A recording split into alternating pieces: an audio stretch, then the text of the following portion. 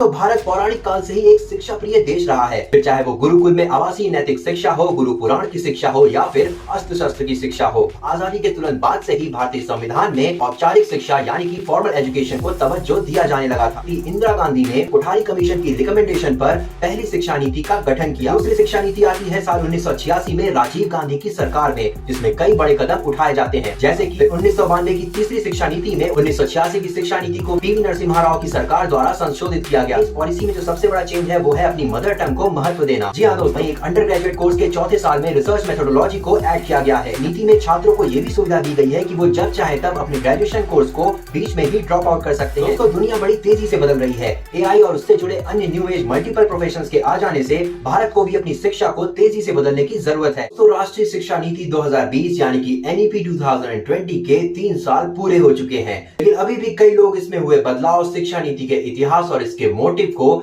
ठीक तरह से नहीं जानते। तो आइए आज द मिडिल क्लास ओपिनियन पे हम और आप मिलकर ये जानते हैं कि क्या है शिक्षा नीति का इतिहास हमारे देश भारत में, कौन कौन से ऐसे बदलाव हैं जो कि 2020 की नेशनल एजुकेशन पॉलिसी के तहत हमारे देश की शिक्षा प्रणाली में हुए हैं, और क्या है the middle class opinion on the national education policy 2020। लेकिन इससे पहले अगर आप चाहते हैं कि आप अपने सामाजिक मुद्दों और घटनाओं को आसान शब्दों में व डिटेल में जानते रहें, तो अभी जाकर हमारे channel the middle class opinion को सब्सक्राइब करें और बेल आइकन दबा दें ताकि आपको डेली अपडेट्स मिलती रहे। आइए दोस्तों, शुरू करते हैं आज का हमारा ये वीडियो। दोस्तों, भारत पौराणिक काल से ही एक शिक्षा प्रिय देश रहा है। फिर चाहे वो गुरुकुल में आवासीय नैतिक शिक्षा हो, गुरु पुराण की शिक्षा हो या फिर अस्त्र शस्त्र की शिक्षा हो, भारत की संस्कृति जो कि विश्व प्रसिद्ध है वो इन्हीं नैतिक शिक्षाओं का नतीजा है। लेकिन अगर दुनिया से कदम मिलाकर चलने की बात करें तो आजादी के तुरंत बाद से ही भारतीय संविधान में औपचारिक शिक्षा यानी कि फॉर्मल एजुकेशन को तवज्जो दिया जाने लगा था। लेकिन एनईपी की शुरुआत होती है साल 1968 में, जब देश की पहली व अब तक की आखिरी महिला प्रधानमंत्री श्रीमती इंदिरा गांधी ने कोठारी कमीशन की रिकमेंडेशन पर पहली शिक्षा नीति का गठन किया, जिसमें देश में सबके लिए समान शिक्षा का अवसर प्रदान करने की बात कही गई थी, जिससे राष्ट्रीय एकता बढ़े और देश का सांस्कृतिक व आर्थिक विकास भी हो सके। इस पॉलिसी के अंतर्गत 14 साल तक के सभी बच्चों को फ्री व कंपलसरी शिक्षा देने की बात भी कही गई थी, और तो और इसमें क्षेत्रीय भाषाओं को सिखाने पर भी ध्यान केंद्रित किया गया था, और जिसके अंतर्गत 3 भाषा फॉर्मूले की भी आउटलाइन ड्रॉ की गई थी, यानी कि माध्यमिक शिक्षा में हिंदी और इंग्लिश के साथ साथ स्कूल जिस राज्य में बने होते थे उस राज्य की राज्य भाषा को भी स्कूल के पाठ्यक्रम में शामिल करने की बात की गई थी, ताकि समाज के बुद्धिजीवी वर्ग व सामान्य वर्ग के बीच के गैप को कुछ हद तक फिल किया जा सके। फिर दूसरी शिक्षा नीति आती है साल 1986 में राजीव गांधी की सरकार में, जिसमें कई बड़े कदम उठाए जाते हैं, जैसे कि सामाजिक असमानताओं को दूर करने के लिए SC, ST और महिलाओं के लिए शिक्षा के उपयुक्त अधिकार, एडल्ट एजुकेशन, आर्थिक रूप से कमजोर परिवारों के लिए आर्थिक सहायता व उसके साथ साथ स्कॉलरशिप को भी बढ़ावा दिया गया था। वही समान शैक्षिक अवसरों को बढ़ावा देने के लिए SC कम्युनिटी से अधिक शिक्षक भर्तियां की गयी। इसी पॉलिसी के अंतर्गत देश में नए इंस्टीट्यूट बने। वही इग्नू यानी कि Indira Gandhi national open university के थ्रू देश में ओपन यूनिवर्सिटीज को भी बढ़ावा दिया गया, और देश भर में प्राइमरी स्कूल्स की हालत सुधारने के लिए ऑपरेशन ब्लैक बोर्ड को भी संचालित किया गया था, और इसीलिए शिक्षा नीति को चाइल्ड सेंटर्ड यानी कि बाल केंद्रित नीति भी कहा गया था। फिर 1992 की तीसरी शिक्षा नीति में 1986 की शिक्षा नीति को पीवी नरसिम्हा राव की सरकार द्वारा संशोधित किया गया था। पूर्व प्रधानमंत्री मनमोहन सिंह ने अपनी यूपीए सरकार की कॉमन मिनिमम प्रोग्राम पर आधारित एक नई नीति अपनाई थी।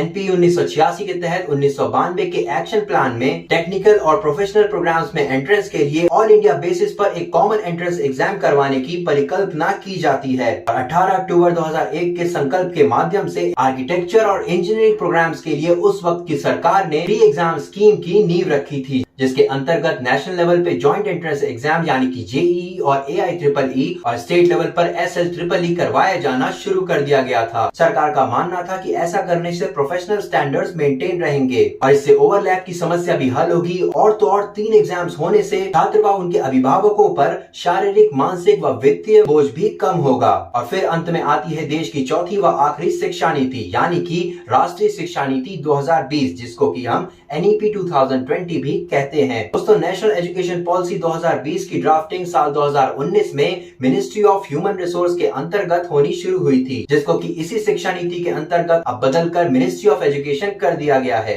ड्राफ्टिंग के वक्त भारतीय शिक्षा प्रणाली से करिकुलम कंटेंट को घटाने पर विचार किया गया था, ताकि एसेंशियल लर्निंग और क्रिटिकल थिंकिंग को एनहांस किया जा सके और डिस्कशन और एनालिसिस बेस्ड लर्निंग करवाई जा सके। इस पॉलिसी में बच्चों के करिकुलम व पेडागोजिकल स्ट्रक्चर को, यानी कि पाठ्यक्रम और शैक्षणिक स्ट्रक्चर को 10+2 से बदलकर 5+3+3+4 के स्ट्रक्चर में बदल दिया गया। इसमें से पहला 5 का स्टेज होता है 3 साल की प्री स्कूलिंग और फर्स्ट और सेकंड क्लास, वहीं दूसरा 3 का ग्रुप होता है 3rd, 4th और 5th स्टैंडर्ड, तीसरा 3 का ग्रुप होता है 6th, 7th और 8th स्टैंडर्ड, वहीं चौथा 4 का ग्रुप होता है 9th, 10th, 11th और 12th क्लास का ग्रुप, जिन्हें कि हम क्रमशः फाउंडेशनल, प्रिपरेटरी, मिडिल और सेकेंडरी स्टेजेस भी कहते हैं। वहीं पहले जहां स्टूडेंट्स को 8th और 10th के बाद आर्ट्स, कॉमर्स या साइंस में से अपनी स्ट्रीम्स चुननी होती थी, वहीं अब ऐसा कोई भी रिजिड और स्ट्रिक्ट नियम नहीं रहा। यानी कि अब अगर कोई छात्र साइंस के साथ साथ पॉलिटी भी पढ़ना चाहता है तो वो अपने मन से अपने कोर्सेज को चुन सकता है। वहीं इस पॉलिसी में जो सबसे बड़ा चेंज है वो है अपनी मदर टंग को महत्व देना। जी हाँ दोस्तों, भारत सरकार ने स्कूल्स को ये ऑप्शन या कहने की ये सजेशन दिया है कि कम से कम 5th क्लास तक या हो सके तो 8th या उससे ऊपर की क्लासेस तक में भी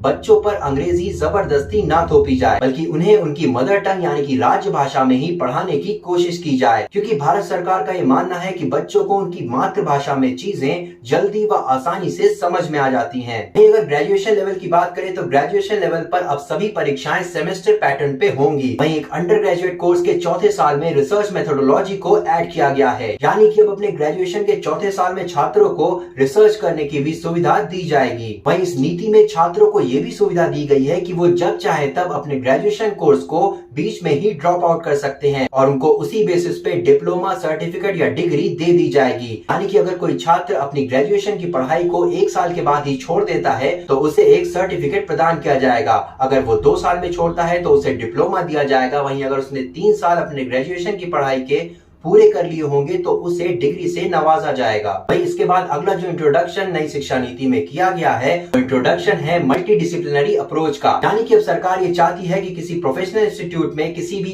एक इंटरेस्ट पर ही पढ़ाई ना हो, यानी कि इंस्टीट्यूट्स अपने छात्रों को कई सारे एडिशनल ऑप्शंस भी प्रोवाइड करें। उदाहरण के तौर पे अगर कोई छात्र इंजीनियरिंग का कोर्स कर रहा है और अगर उसे इकोनॉमिक्स और पॉलिटी में भी इंटरेस्ट है तो उस कॉलेज को उसे वो फैसिलिटीज भी प्रोवाइड करनी चाहिए। कॉलेजेस को ये हिदायत देने के साथ साथ सरकार खुद भी हर एक डिस्ट्रिक्ट में कम से कम एक मल्टी डिसिप्लिनरी इंस्टीट्यूट खोलने की फिराक में है, जिसमें छात्रों को मेन स्ट्रीम के साथ साथ एडिशनल इंटरेस्ट की भी शिक्षा की फैसिलिटी होगी। एक और बड़ा कदम जो कि भारत सरकार ने इस नीति के अंतर्गत अपनाया है वो है यूजीसी, AICTE और NCTE का मर्जर। जी हाँ दोस्तों, इन सभी डिपार्टमेंट्स को अब कंबाइन करके भारत सरकार HECI यानी कि higher education commission of India में तब्दील करने जा रही है, जिसमें सिर्फ मेडिकल और लॉ को शामिल नहीं किया जाएगा। अगला एडिशन जो कि भारत सरकार ने इस पॉलिसी में किया है वो है एकेडमिक बैंक ऑफ क्रेडिट का इंट्रोडक्शन। जी हाँ दोस्तों, यानी कि जैसा कि यूपी सरकार में ऑलरेडी बात चल रही है कि स्टूडेंट्स को एक ऐसा आइडेंटिटी कार्ड प्रोवाइड किया जाएगा जिसमें उसके सारे एजुकेशनल रिकॉर्ड शामिल किए जाएंगे और इसी बेसिस पे उन्हें एजुकेशनल क्रेडिट भी दिए जाएंगे। दोस्तों, NEP 2020 अभी तक पूरी तरह से लागू नहीं हुआ है। हालांकि CUET जैसे कुछ नियम इम्प्लीमेंट हो चुके हैं जिसके अंतर्गत स्टूडेंट्स को एक ही बार में मल्टीपल कॉलेजेस में अप्लाई करने की सुविधा मिलती है,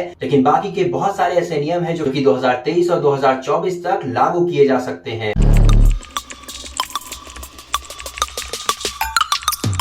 दोस्तों, दुनिया बड़ी तेजी से बदल रही है। AI और उससे जुड़े अन्य न्यू एज मल्टीपल प्रोफेशंस के आ जाने से भारत को भी अपनी शिक्षा को तेजी से बदलने की जरूरत है।